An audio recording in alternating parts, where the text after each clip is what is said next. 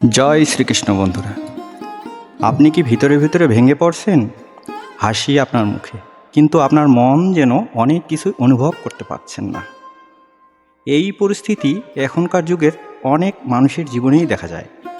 কিন্তু কিভাবে এগিয়ে যাবেন যখন আপনি আপনার শক্তি হারিয়ে ফেলছেন? কিভাবে আপনার আত্মবিশ্বাস পুনরুদ্ধার করবেন যখন কিছুই ঠিক মনে হচ্ছে না? হ্যাঁ, ডিপ্রেশন। এই ডিপ্রেশন এমন একটি মানসিক অবস্থা যেখানে একজন ব্যক্তি দীর্ঘদিন ধরে নিজেকে হতাশ, নিরাশ এবং দুঃখী অনুভব করেন। এটি কেবল মনোভাব বা একদিনের অনুভূতি নয়, বরং এটি একটি গুরুতর মানসিক স্বাস্থ্যের সমস্যা যা ব্যক্তির দৈনন্দিন জীবন এবং কাজকর্মে অনেকভাবে প্রভাব ফেলতে পারে। ডিপ্রেশন মানুষকে এমন অনুভূতির মধ্যে ফেলতে পারে যেখানে সে নিজের জীবনের অর্থই খুঁজে পায় না, আত্মবিশ্বাস হারিয়ে ফেলে এবং কখনো কখনো তো আত্মহত্যার মতো চিন্তা পর্যন্ত চলে আসে। আজকের পর্বে আমরা জানব এই ডিপ্রেশনের সময় কি করব এবং ভগবান শ্রীকৃষ্ণ কি বলেছিলেন তা নিয়েই আজকে আলোচনা করব। স্বাগতম আমাদের ভয়েস অফ গীতা চ্যানেলে। আমি সুজন রয় আছি। আজ আপনাদের সঙ্গে শেয়ার করব কিভাবে ভগবান শ্রীকৃষ্ণের কথা আমাদের মানসিক শান্তি ও শক্তি ফেরাতে সাহায্য করে।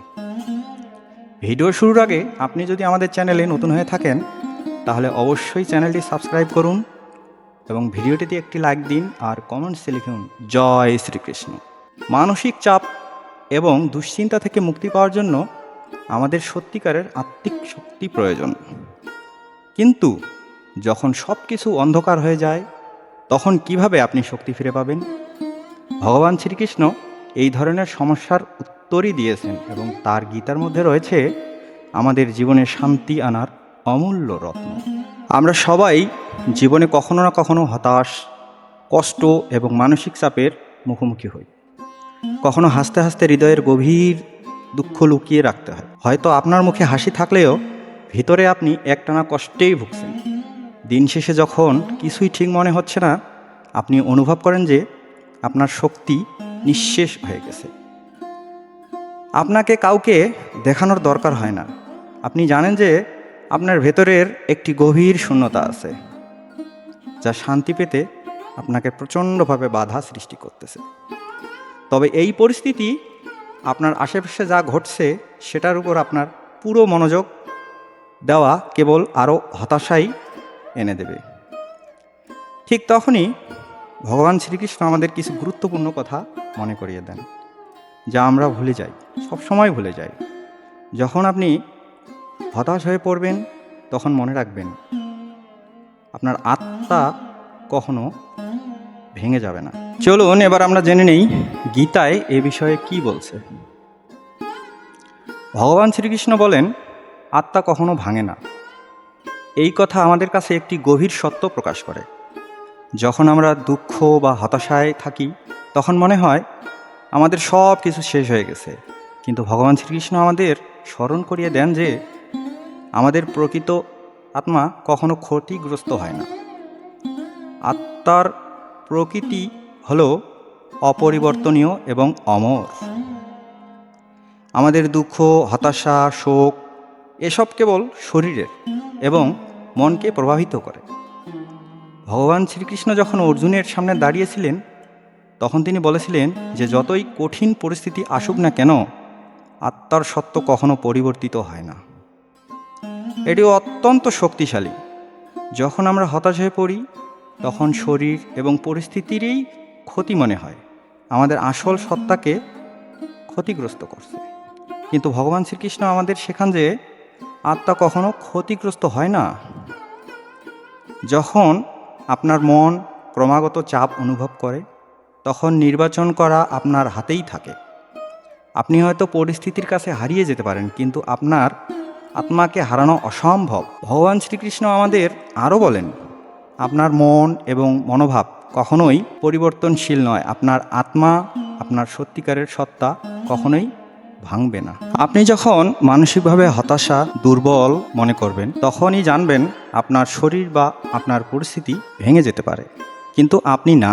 ভগবান শ্রীকৃষ্ণের এই কথাগুলি আমাদের মনে করিয়ে দেয় যে আমাদের আত্মা শক্তিশালী এবং কখনো ক্ষতিগ্রস্ত হয় না। আপনি যে পরিস্থিতির মধ্যেই আছেন সেই পরিস্থিতি সময়ের সাথে বদলাতে পারে, আপনিও বদলে যেতে পারেন, কিন্তু আপনার আত্মা কখনো ভেঙে যাবে না এবং বদলে যাবে না। আমাদের দৈনন্দিন জীবনের দুঃখ, দুর্দশা বা হতাশার সময় আমরা ভেবেছি আমরা কোনো শক্তি পাচ্ছি না, কিন্তু আমাদের ভেতরের শক্তি কোথাও হারিয়ে যায় না। আমার ভেতরের যে শক্তি সে সবসময় আমার মধ্যেই থাকে। আমাদের মন এবং শরীরের বোধ চাপের মধ্যে পড়তে পারে, কিন্তু আমাদের আত্মা সবসময়ের জন্য মুক্ত।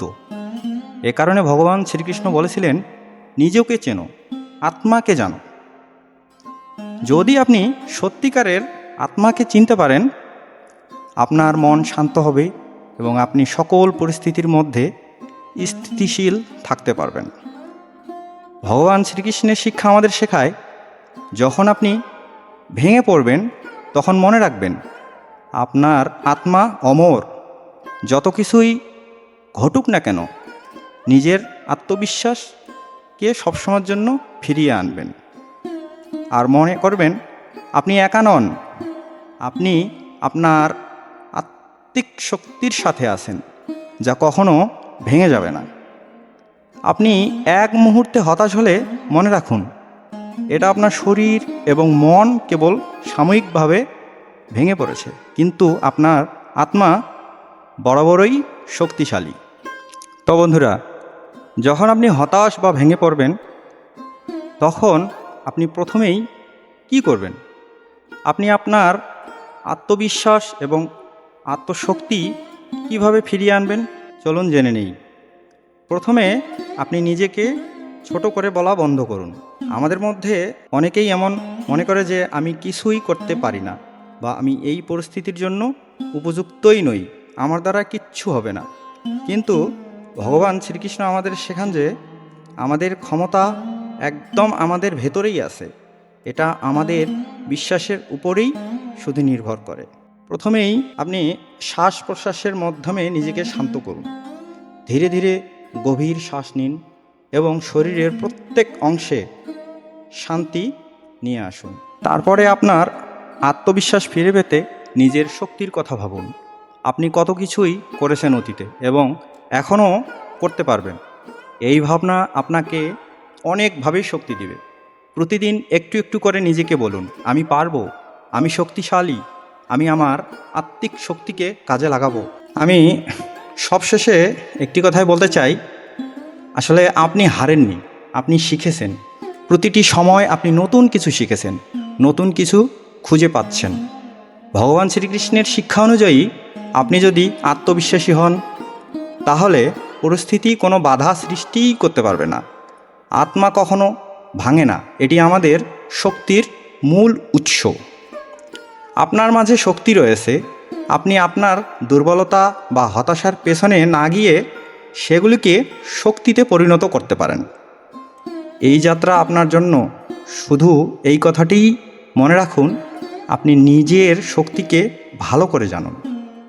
আত্মবিশ্বাস এবং সাহস ফিরে পাওয়ার জন্য আমাদের সাথে থাকুন। আমাদের channel voice of Gita subscribe করুন এবং ভিডিওটি সবার সাথে শেয়ার করুন।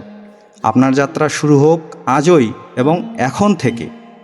জয় শ্রীকৃষ্ণ।